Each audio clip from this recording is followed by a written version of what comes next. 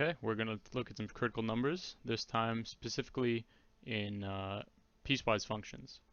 Now to start off, we're going to check for continuity at x equals 0. So on the left-hand side, f of 0 equals 0, and on the right-hand side, f of 0 equals 4. So clearly they're not the same, meaning x equals 0 is going to be one of our critical points.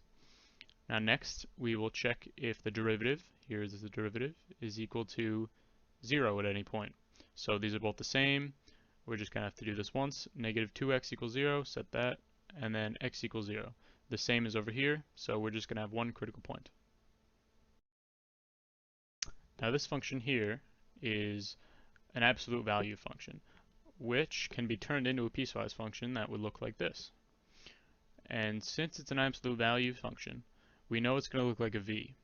So we don't have to check for continuity, we know it's going to be continuous, but we also know the derivative on the left-hand side and the right-hand side are not going to be the same. And we can prove that by taking the derivative here. You can see negative 1 and 1. So since the left-hand derivative is equal to negative 1 when x is 0, and the right-hand derivative is equal to 1 when x is 0, x equals 0 is a critical number. Now here we've got another absolute value function, but this time of a parabola. So it's not quite going to be the same as the last one. Let's take a look at the graph. Now here we've got the function without the absolute value sign, so you could see what it would look like normally, but then when we put those back in, it takes all the negative numbers and turns them positive. So this whole portion gets flipped back up over the x-axis. And you might already be able to recognize where some of the critical numbers are going to be. Maybe right here where the derivatives don't match up on the left and right. Same for here. And also at the top here where we have a derivative equal to 0. Now let's turn this absolute value function into a piecewise function. We're going to need to know those two x-intercepts from that graph before where the function was flipped over. So we'll factor that out. We'll get x equals negative 6 and 2 and use these for our piecewise function here. So again, when x was less than or equal to negative 6, it's just the standard function, but then it gets flipped on the next segment here from negative 6 to 2, so that's why we negated it, and then back to normal when x is greater than or equal to 2. So clearly from our graph, we can check the continuity, and yes, it was continuous, so there's going to be no critical points found from there. Okay, now here we've got the derivative of the piecewise function from before, so this is f prime of x. And to continue to check for critical numbers, what we need to do is check at those intercepts that we found, are the left hand and the right hand derivatives the same? Now we saw from that graph earlier they're not going to be, but let's prove that. So f prime of negative 6 from the left hand side is negative 8, f prime of negative 6 from the right hand side is 8. So clearly not the same, and x equals negative 6 is a critical number.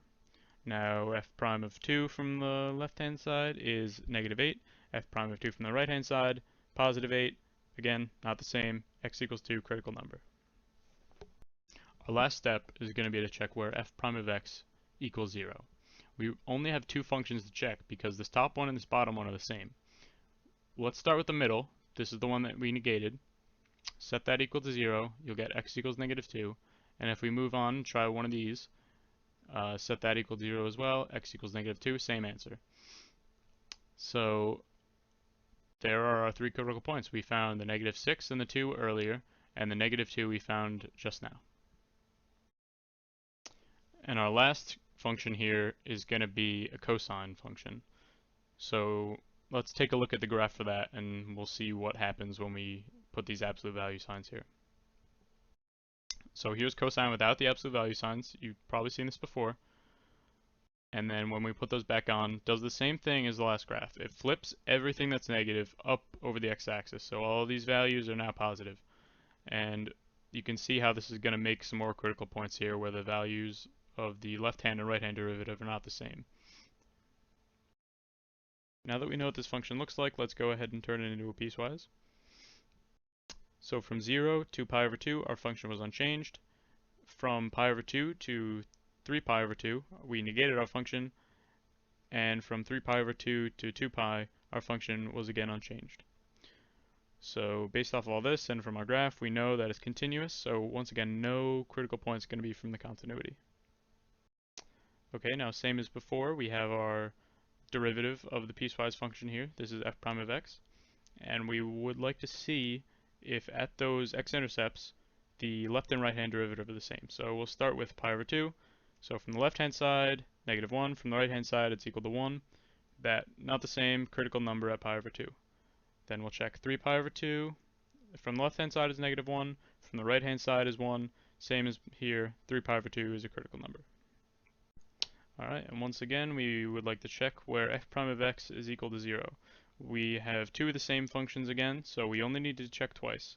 We'll start with the negative sine x, set that equal to 0, and we'll get 0, pi, and 2 pi. Do the same for sine x, same answer. And so our critical numbers are going to end up being these three numbers right here, along with the two we found earlier, pi over 2 and 3 pi over 2.